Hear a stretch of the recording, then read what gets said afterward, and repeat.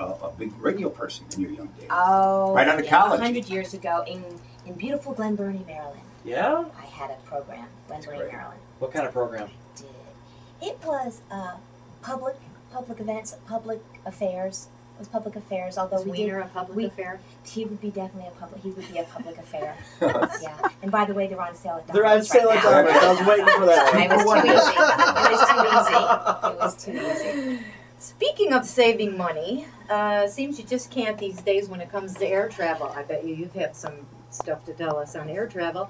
But on the news the other day, I saw where the airline fees collected in 2010, for baggage fees, $3.4 billion with the fee. I saw that. That's why they make all the profits. And reservation changes amounted to $2.3 billion with the B. And then they also rated the airlines on who has the best quality. Are you ready? Oh. AirTran was #1, my most unfavorite airline. Wow. Hawaiian Air #2, JetBlue 3, Alaska Air #4, which they used to be on the hot list because they had a couple of unfortunate crashes. But now they're in the top 5, and Southwest Air was #5. And as far as passenger complaints, Southwest got the fewest, and Delta came in at #1 with the most, United 2, US Air 3, Continental 4, and American Airlines 5. And if you don't think these are true and correct, the source was Purdue and Wichita State Universities. Great. And okay, enough of that. Isn't United and Continental, they're merging now. Now they are, yes. So they would be... It's like Always Cleveland hard to meets keep up. Chicago. Always hard to keep up with the mergers. Oh, gosh. Ever since Howard Hughes got out of it, I can't keep it straight. TWA's not around. All the old movies, that's all I see. What do you mean TWA's not What? around? Are you kidding me? Piedmont. Yeah, thank you. You're welcome. Easter. Okay, enough of that. Switching She gears. was in radio, you know. Let's talk a little bit about Special Olympics because Karen's son, Fletcher, how old is Fletcher? Fletcher's 11. And he just won. Fill us in. Fletcher had double gold in the Chicago City Games in May in 50-meter run and the softball throw.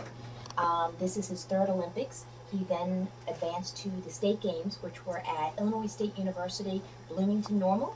And on Saturday, he bested his 50-meter run by a second, won the gold, and also won the silver in the softball throw. Great. Awesome. He's Fletcher, way you down. want to come and say hello to the Come say audience, hi? to the listeners? You want to talk? We're very It's proud. the medals are weighing them down. Yeah, no, He's yeah. got all the medals.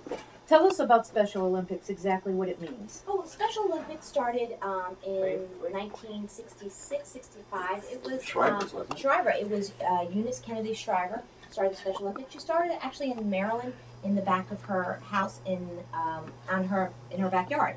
And then Justice Ann Burke here in Chicago wanted something here in Chicago, and she actually was Eddie Burke's the founder. wife. Yes, Alderman Eddie Burke's wife. and who's Justice Ann Burke, and she brought the Special Olympics here to Chicago. It was created by the Kennedy Foundation, Joseph P. Kennedy Foundation, but it was put together by Justice Ann Burke.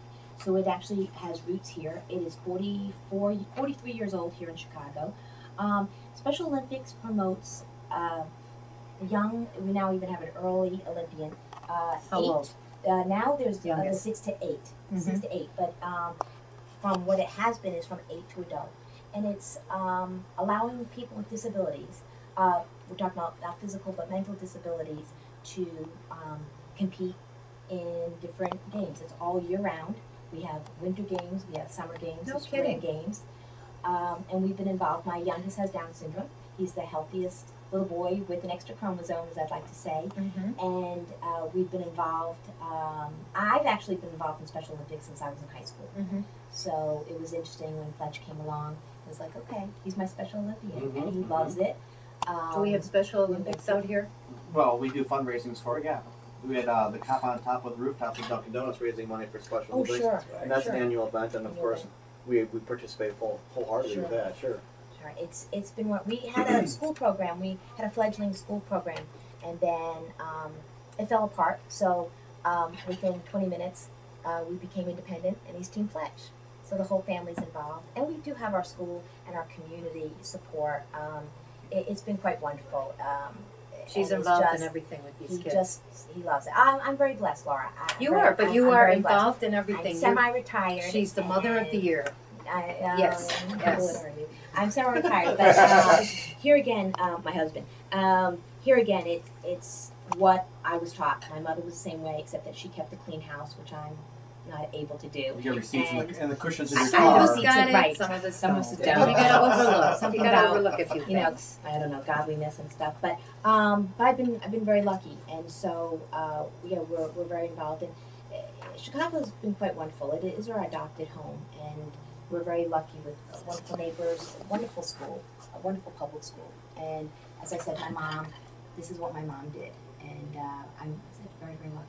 Let's switch gears a little, and Mikey wanted to talk about the school lunch thing. Mm-hmm. Mike, what do you think about the school lunch program that is currently in place? Because I know you wanted to bring this up. It's tough for me to say anything good or bad about the school lunch that's in place right now. I'm happy there's one.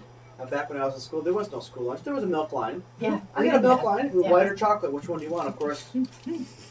Almost make you. Yeah, Wait till you're done coupons. drinking. Yeah. No coupons. It was white or chocolate milk. Which one did you want? So to have a lunch program, I think is very helpful. Number two, if it's not as healthy as it should be, I kind of relax on that as well. Because like I said, at least there's a lunch. There's a lot of families out here, especially in this area, who can't afford a lunch at all. And there's programs. Northern Illinois Food Bank gives a lot of backpack programs of food that they bring to the schools for these kids, just to have a lunch program for these kids who can't afford or don't get one packed from their family for whatever reason. I'm happy to have one out here. And it So- continues in the summer months. They're doing It does parks. continue in the summer months, so I'm not trying to be critical on it. But if it could be healthier, isn't that the right thing to do?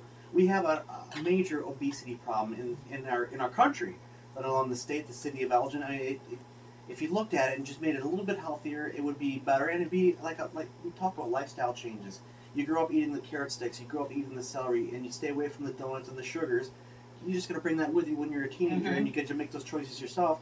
I don't want that sugar. I've never had it. I'm not used to it. Give me the carrot sticks. I love carrot sticks. I love broccoli. I love raw vegetables. They're delicious. That's how I was brought up. These kids growing up with these mini donuts and the salty treats, and the salt is just incredible. I know salt is not going to make you gain weight or lose weight any more than anything, but it's still not healthy for you in the long run. So they should be healthier, and it's hard for me to say that wholeheartedly because I'm happy there's one available. That's where I stand. Quickly, Karen, what do you think? Well, we've had an initiative here again in the city of Chicago, healthy lunches, and in fact we've just done the breakfast in the classroom, which is a whole nother discussion, but it's all healthy. Now it's interesting, when I was coming out here, I was listening to the radio, as I do. They were discussing the different states that have banned flavored milk. Like chocolate milk? Like chocolate milk. And even though it's like 1% chocolate milk, they banned that. I think it just came up here in Illinois, which they did not ban the chocolate milk, because at our public school in Chicago, we do offer both. But they've taken all the soda, all the vending machines out of Chicago public schools, which should, because here again, that's what do you want as a child? I mean, do you want the M&Ms, do you want the candy, or do you want the healthy?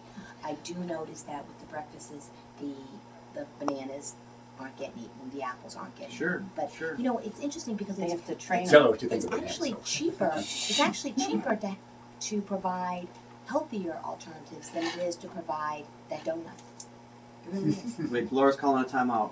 We all have to. To the obese kid, to the overweight kid, which was me, the carrot sticks are not healthier. The broccoli and celery are, but carrot sticks are too glycemic. When I worked at that Chicago inner city school, high school that I did the Chicago Teens and Teachers Transformation Project for 2 semesters, and I went to that cafeteria. You should see the footage that I have.